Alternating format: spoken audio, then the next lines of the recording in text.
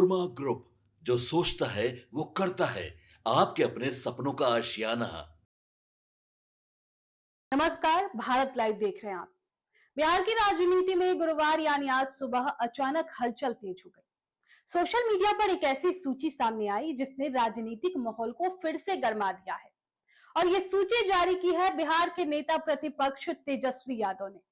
तेजस्वी यादव ने social media पर एक लंबी सूची जारी करते हुए नेशनल डेमोक्रेटिक अलायंस यानी एनडीए सरकार पर तीखा हमला बोला है। इस सूची के सामने आने के बाद राजनीतिक गलियारों में चर्चा तेज हो गई है कि आखिर पिछले 2 दशकों में बिहार ने कितना विकास किया और किन क्षेत्रों में अब भी पीछे रह गया। तेजस्वी यादव ने दावा किया कि करीब 21 वर्षों से राज्य में एनडीए की सरकार है, लेकिन इसके बावजूद बिहार विकास के कई अहम सूचकांकों में देश के अन्य राज्यों से काफी पीछे है। उन्होंने कहा कि बिहार एक ऐसा राज्य बन गया है जहां सबसे ज्यादा गरीबी, सबसे ज्यादा पलायन और सबसे ज्यादा बेरोजगारी देखने को मिलती है। तेजस्वी यादव के अनुसार रोजगार के अवसर कम होने के कारण बड़ी संख्या में युवाओं को कम काम की तलाश में दूसरे राज्यों का रुख करना पड़ता है। और यही वजह है कि बिहार से हर साल लाखों लोग दिल्ली, पंजाब, हरियाणा, महाराष्ट्र और गुजरात जैसे राज्यों में मजदूरी या नौकरी करने के लिए जाते हैं। नेता प्रतिपक्ष ने यह भी कहा कि बहुआयामी गरीबी, स्कूल ड्रॉप आउट और कम साक्षरता दर जैसे मामलों में भी बिहार की स्थिति चिंताजनक बनी हुई है।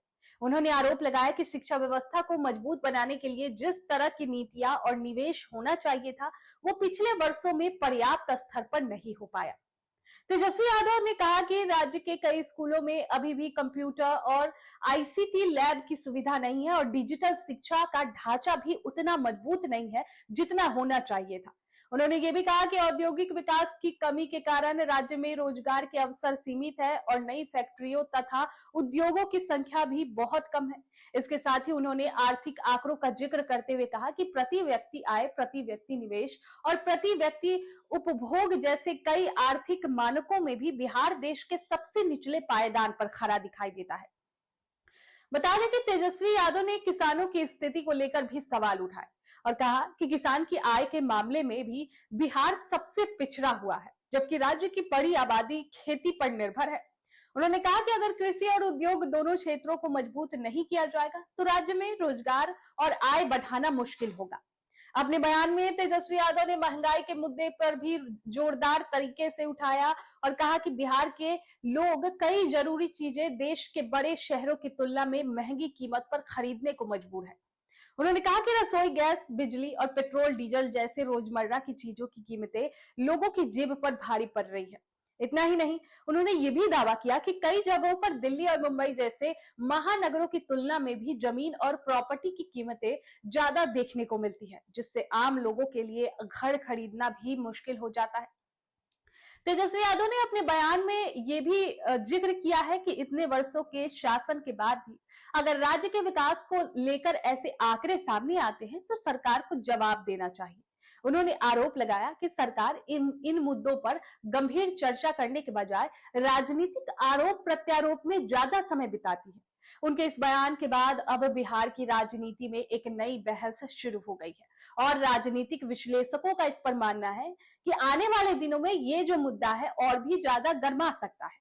देखिए, एक तरफ विपक्ष सरकार को विकास, बेरोजगारी और महंगाई जैसे मुद्दों पर घेरने की कोशिश कर रहा है, तो दूसरी तरफ सत्तारूढ़ दल अपनी योजनाओं और उपलब्धियों को राज्य के विकास का बड़ा उदाहरण बता रहा है। ऐसे में अब सबसे बड़ा सवाल यही है कि इन आरोपों का दावों के बीच असल तस्वीर क्या है और आने वाले समय में बिहार के विकास को लेकर सरकार और विपक्ष के बीच ये राजनीतिक टकराव किस दिशा में जाएगा।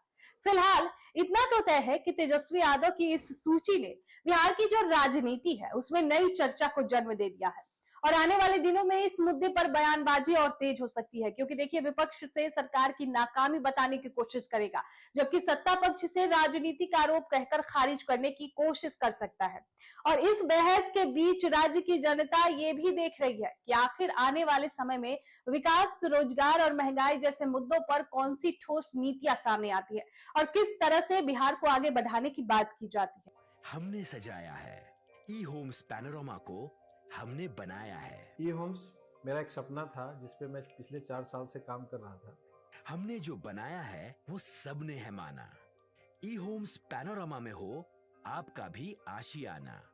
और फाइनली हमने 2021 में इस प्रोजेक्ट को लॉन्च किया। बहुत लोग अप्रिशिएट कर रहे हैं कि पूर्णिया जैसे शहर में, बिहार के, एक तो बिहार की बात करें उसमें भी पूर्णिया जैसे छोटे जगह में इस तरह का लाइफस्टाइल देना, ये सुन के हम लोगों को बहुत अच्छा लगता है। ई होम्स में हमने कुछ और भी किया है, जैसे हम जिस जगह में रह रहे हैं हमारे फैमिली सिक्योर हो, उनको सिक्योरिटी का ध्यान में रखा है। आपकी सुविधा और सुरक्षा आपके लिए खास है, ये आपका विश्वास है। इसमें आर्टिफिशियल इंटेलिजेंस का 7 लेयर सिक्योरिटी का हमने इस्तेमाल किया है। लस ग्रीन कैंपस को बनाया है। यदि हमारा बाउंड्री वाल है तो वो वर्टिकल गार्डन है।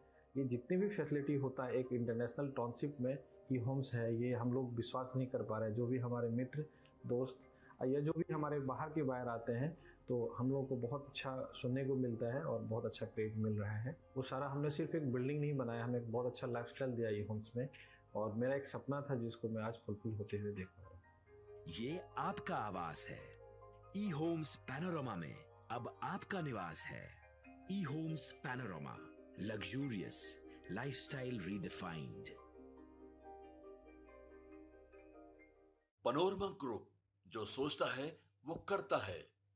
अगर ये वीडियो पसंद आई और वह बिहार के राजनीति और बिहारियत से सरोकार रखेनी तो सब्सक्राइब बटन दबा के चैनल के सब्सक्राइब कर ली।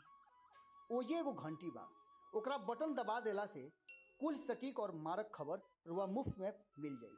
अगर रुआ पत्रकारिता के हमनी के नया प्रयोग में सहयोग कर चाहतानी तो ज्वाइन बटन दबा दी। पेटीएम नंबर नोट कर ली 9386816700।